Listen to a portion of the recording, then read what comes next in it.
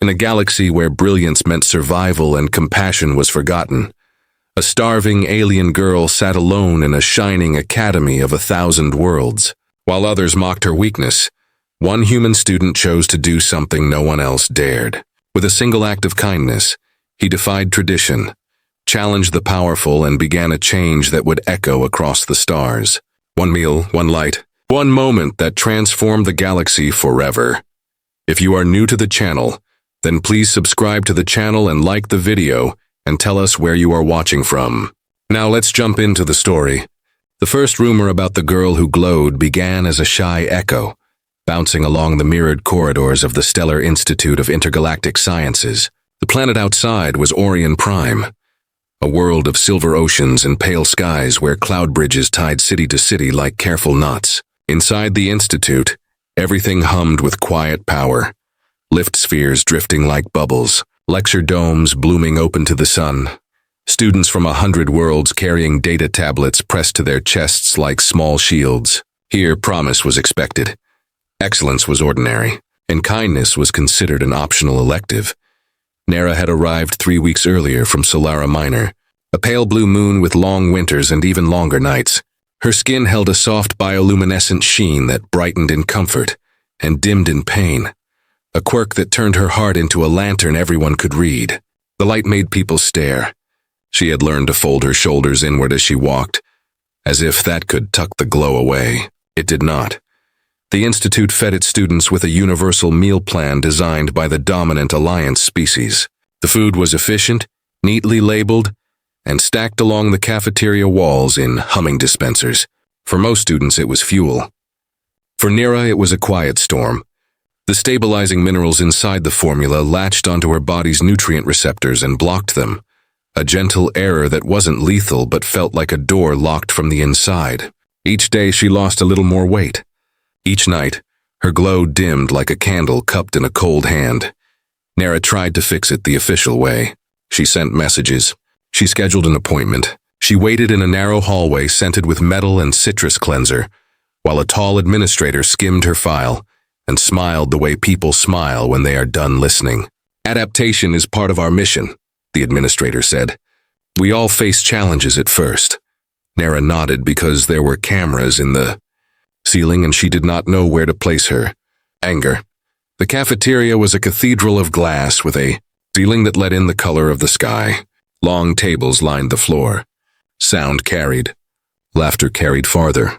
Nera learned the corner table by the service vents was the only place where the noise softened. She sat there, tray untouched, breathing slowly so her stomach would not pull against the emptiness. When the hunger grew sharp, she pretended the humming vents were waves on Solara Minor, and the ache became a kind of tide she could ride out. On the 3rd week, a group of reptilian students claimed the center tables as their court. Their leader was Voran, tall and sure of himself, scales polished to a mirror shine. His friends copied his posture and his laugh, a clicking sound like marbles rattling in a jar. They watched Nera often. They watched everyone often. It was their way of measuring the world, by how many glances they could earn and how many they could break. There she is, one of them said. The glow that doesn't eat. Maybe the food is shy, another answered, and the table shook with clicks. Nera kept her eyes on the tray and pushed the protein square with her spoon. Her hands shook. A soft tremor raced through her, and her glow dipped to a marred gray. The room tilted a little. She steadied herself against the table's edge, palms cold, breath thin. She tried to remember the sky on Solara Minor after snowfall, and the way it made everything feel possible. The memory did not feed her body, but it fed her hope for one more hour. On the far side of the cafeteria, a human student named Ren Talon watched the way some people watch the horizon before a storm. Ren was new to the Institute, new to Orion Prime, and constantly surprised by how the building itself seemed to breathe around him. He studied xenobiology with the half-obsessive focus of someone who had grown up asking why about everything. Why does this leaf spiral instead of flatten? Why does that fish glitter when startled? Why does kindness feel like a risk in places built for brilliance? He had seen Nera before. It was hard not to see someone who glowed. He had noticed the untouched trays, the dimming light, the quiet way she folded herself into the corner and tried to be less. Each day Ren told himself he would speak to her. Each day he stacked reasons not to. She might not want help. He might be wrong about her biology. The cafeteria was a theater, and everyone applauded the wrong scenes. Sometimes fear wears a perfectly reasonable mask. Sometimes you only recognize it after. That afternoon, Varan's laughter rose again, brighter and meaner, like mirrored glass catching sun. "Give it another week," Varan said, not bothering to lower his voice, "and the corner will be empty. The Institute corrects its own mistakes." The word slid under Ren's skin and found a wire to pull. He looked at Nera's hands the way a field medic looks at a pulse. The tremor was worse today. Her spoon paused and did not move again. The glow at her temples thinned to a line. Ren reached for his bag. Not because the decision came from the bag, but because the act would steady him. Inside, he kept a sealed container from Earth, a mix of dried fruits, grains, and a simple protein bar he had tested in a small lab after reading about Solaran microchemistry. He wasn't certain. He was confident enough to try. It felt like standing at the edge of a river and trusting your balance more than the current. The cafeteria's noise pressed close as Ren stood. He put his tray down, lifted the container, and took one breath to let the fear rise and pass through. Most people do not speak because they worry about saying the wrong thing. Ren had decided the greater mistake would be silence. He crossed the room. Students noticed. Eyes followed. Whispers traveled ahead of him like ripples. Varan's hand paused halfway to his mouth with a bite of something metallic and steaming. The service vents hummed. Nera kept her head down, unaware of the small constellation of attention forming above her table. Ren stopped at the corner. He set his tray down across from Nera's and watched the way her shoulders flinched at the soft clack of plastic on metal. In that quick, fearful motion, he saw how much the Institute had taught her already. How to expect harm. How to expect nothing. "Hey," he said, voice quiet enough to be a bridge and not a drum. "I'm Ren. May I?" The room seemed to hold its breath. Nera lifted her eyes. The gray at her temples flickered. Not quite brightening. Not yet. She took in the container in his hands. The careful way he held it. The steady way he met her gaze without pity. Outside, the pale sky slid a little closer to silver. Inside, the vents hummed, the marbles clicked, and 100 small futures balanced on the edge of a single choice.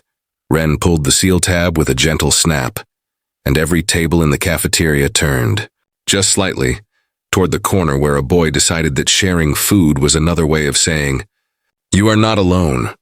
The sound of the container seal breaking was small, but sharp enough to cut through the cafeteria's noise. Every conversation paused for a second. Nera looked up, her glowing eyes faint and uncertain. She had not expected anyone to approach her, much less offer food. The human standing across from her looked calm but determined. His name was Ren Talon. Ren gently pushed the container across the table. Inside were small pieces of dried fruit, a soft grain bar, and something that looked like roasted seeds.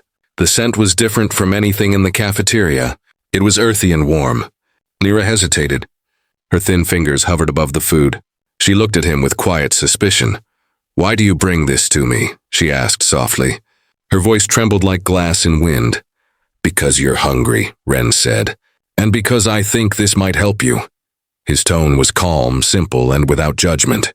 Nera blinked, unsure whether to believe him. In her world, trust was not something offered easily. She took a cautious piece of the dried fruit, pressed it against her lower lip, and finally placed it in her mouth. For a moment, nothing happened. Then her dull blue glow began to brighten, slowly spreading across her skin like sunlight breaking through clouds. The cafeteria went silent. Even the service vents seemed to quiet down. The glow shimmered along her temples, a living pulse of light. Nera's eyes widened in disbelief. "This is safe," she whispered. "It doesn't hurt," Ren nodded. "Earth food doesn't have the mineral compounds that make you sick. I read about your biology. I thought it might work." Nera set the container down carefully as if it were sacred. She looked at him again, still unsure how to process what had just happened. "You studied my kind." "A little," Ren replied. "I'm a xenobiology student. I've been reading about how different species process nutrients." Your people can digest many Earth foods safely. Made sense to try. At a nearby table, Voran and his group of reptilian students started whispering. One of them laughed. The sound was sharp and cruel. Look at the human and his pet project, Voran sneered. Two failures sharing scraps. Ren heard the words but didn't react. He kept his eyes on Nera. Don't listen to them, he said quietly. They only laugh because they don't understand.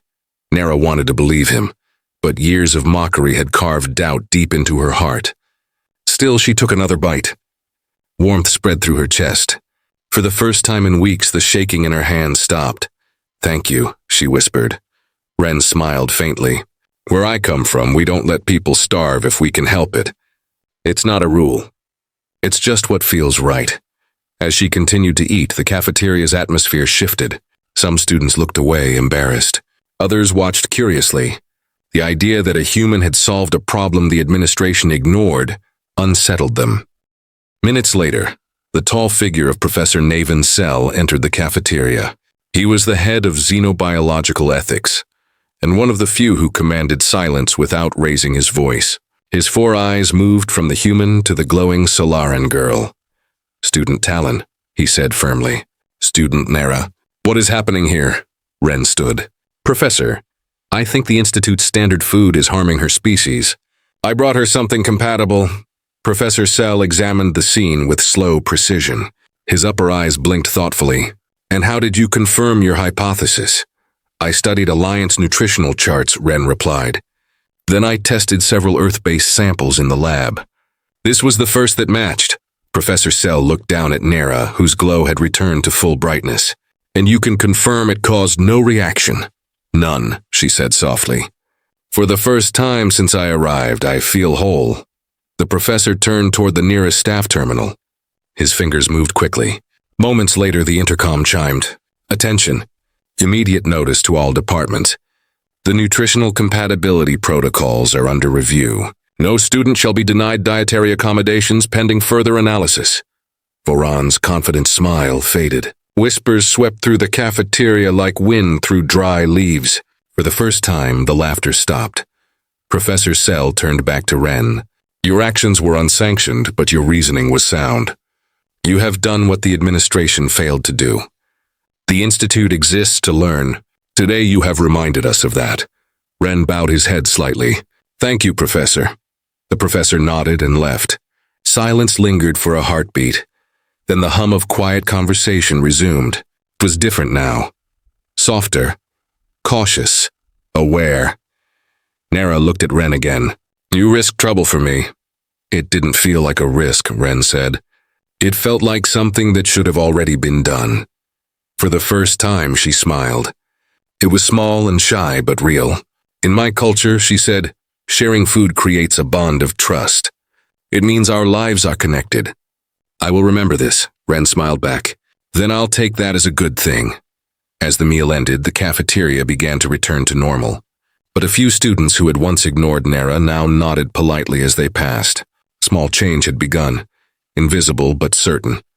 That night, the story spread beyond the cafeteria. Someone mentioned it to a friend in the administrative office. Another told a student from a distant colony.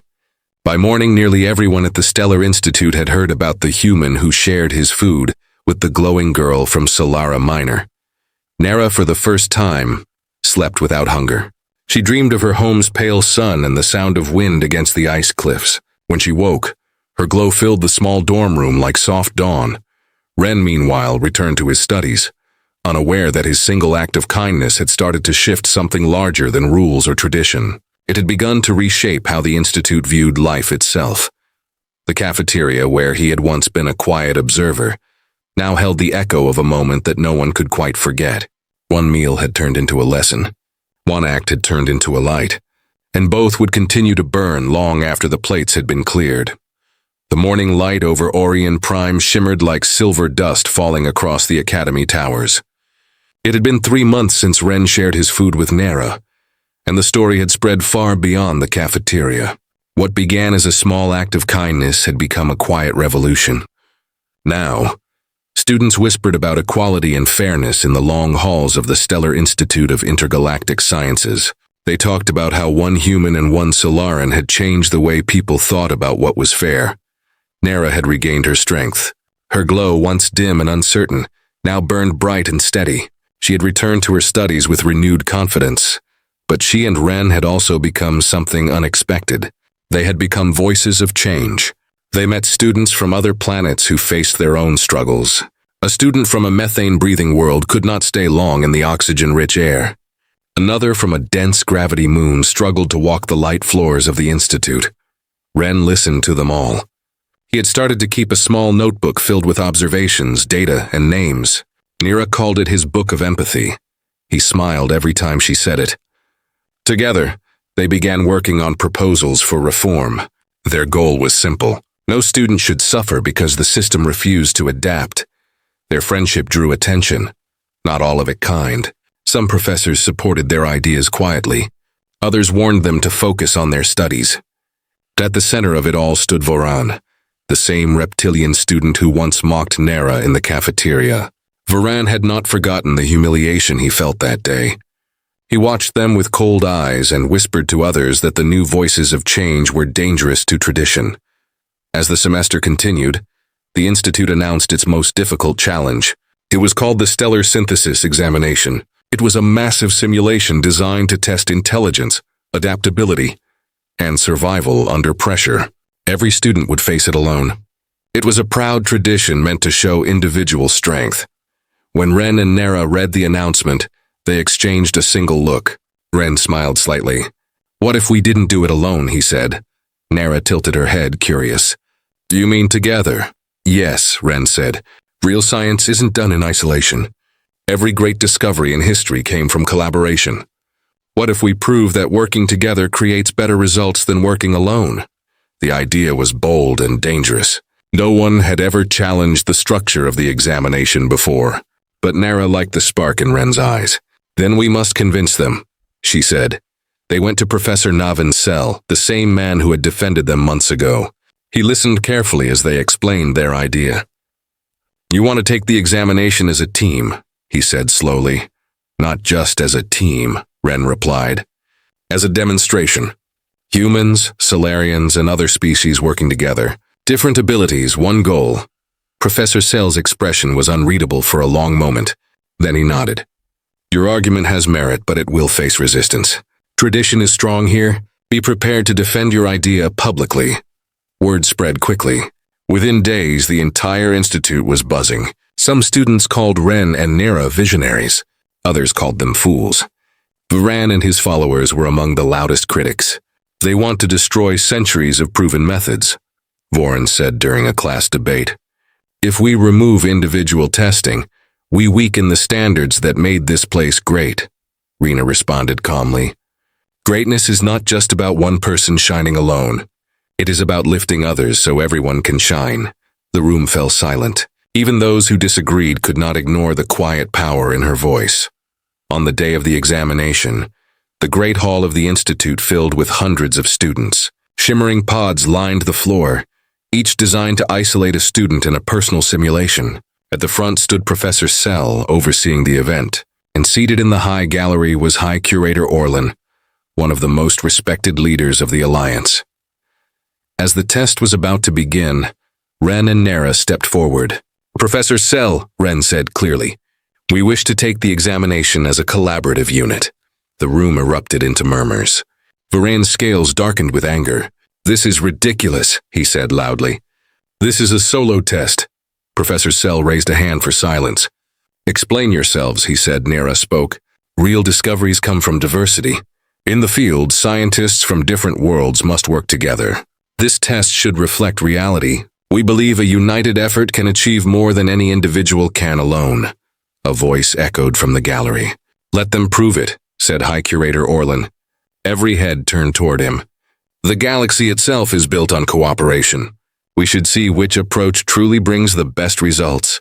There was no arguing with him. Professor Cell adjusted his console and announced a new rule. 2 examinations will proceed today.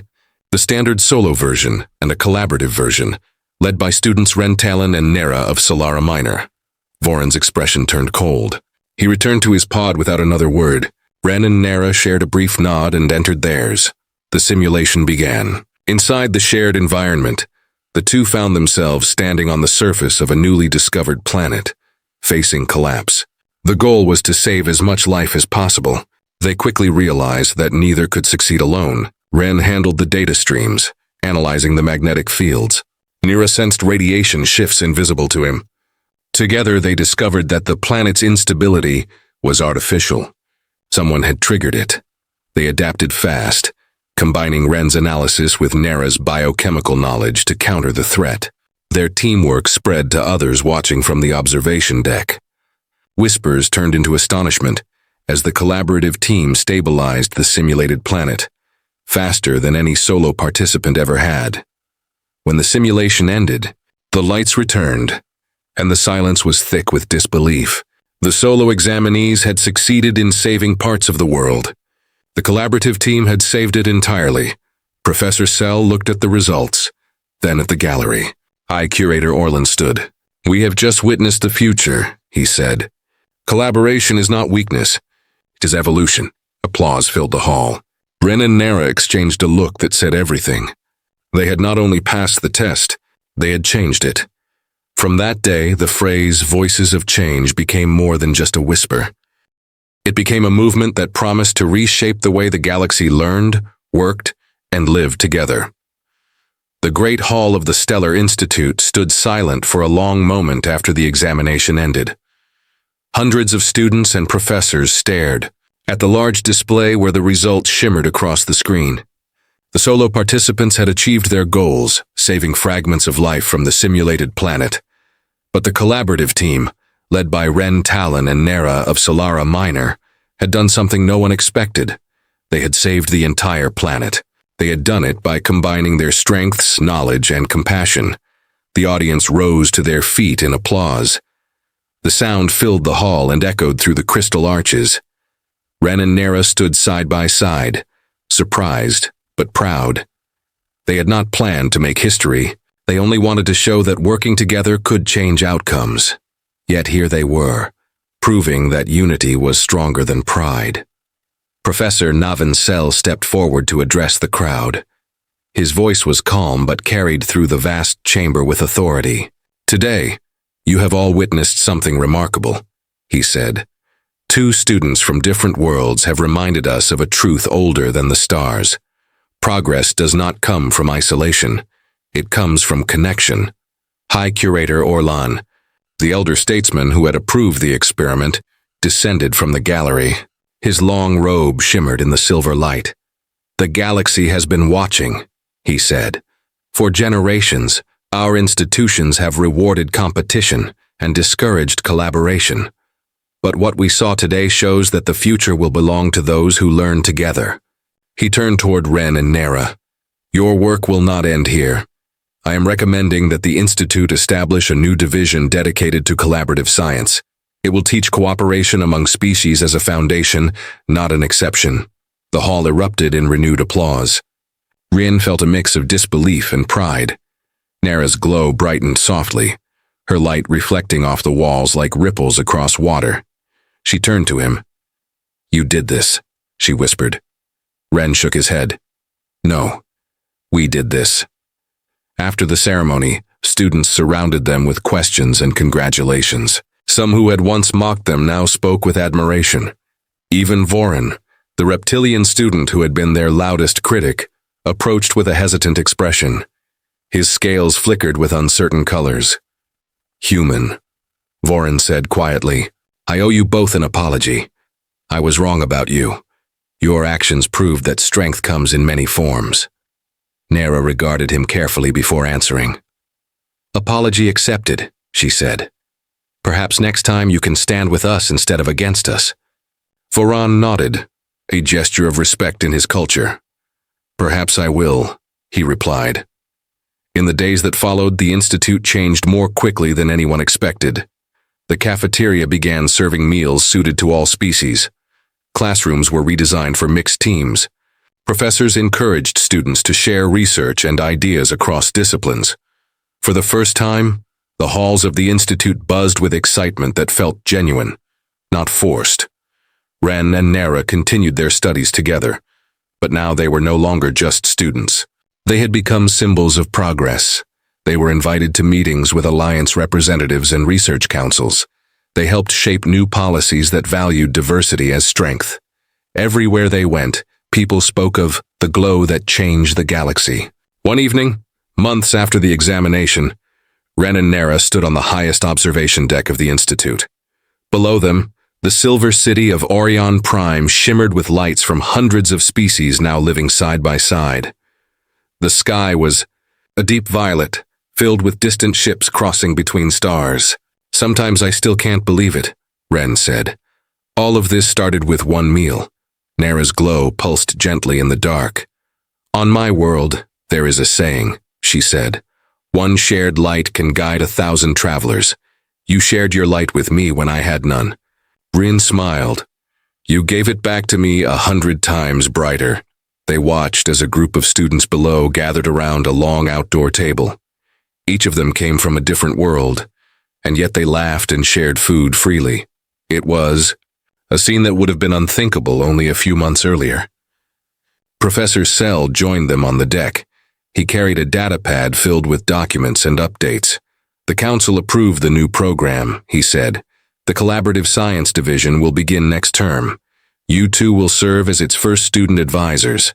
Nera's eyes widened in surprise. "Us? Who better?" Professor Sell said with a rare smile. "You turned an act of compassion into a model for the entire galaxy." As he left, Ren and Nera looked at each other. Neither spoke for a moment. The silence between them was comfortable, full of understanding. The wind carried the faint hum of the city below. Nera rested her hand on the railing. "We started with hunger," she said, "not just for food, but for acceptance. Now the whole galaxy is beginning to feed on something new." Rin nodded. "Hope," he said simply. From that night forward, the changes spread far beyond the Institute. Other academies across the Alliance began to adopt the same collaborative approach. New treaties between worlds were signed based on mutual respect and shared learning. Researchers from different species began solving problems once thought impossible. And at the center of it all was a simple story about a human who shared his meal with a starving girl. Years later, historians would say that was the moment the galaxy changed direction, not because of a weapon or a war, but because of compassion. They would write about how one small act of kindness became the seed of unity across worlds. Nera and Ren stayed close through it all. They continued their studies, traveled to new planets, and taught others what they had learned. Whenever someone asked how it all began, Ren always gave the same answer. "It started in a cafeteria," he said. "I saw someone who was hungry, and I asked her to come eat with me." The story spread, carried through generations as a reminder that the greatest revolutions do not begin with power or ambition. They begin with empathy. They begin when one person chooses to care. Under the fading purple sky of Orion Prime, the Institute stood brighter than ever. And somewhere inside its silver halls, a new student from a distant world sat down beside another, offering a piece of food with a quiet smile. And in that simple gesture, the glow that had changed the galaxy burned on.